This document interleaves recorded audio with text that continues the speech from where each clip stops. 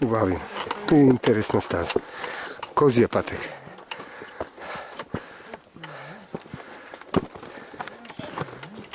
Znači 16. žetvar 2017. gospodovo lito.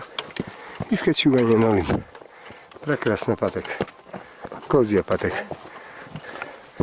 I ga se ga čvehnulo u Valin. To nije trojka? Ne. Ne stigne lušte. Ovo, gledaj, mazno.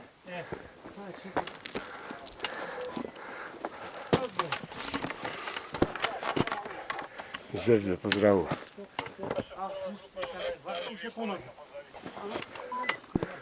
Ej, vidi kaj kačva.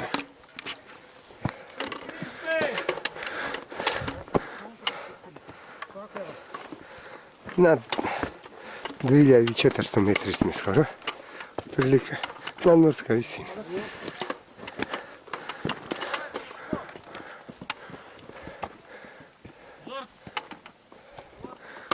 Kozija pateka.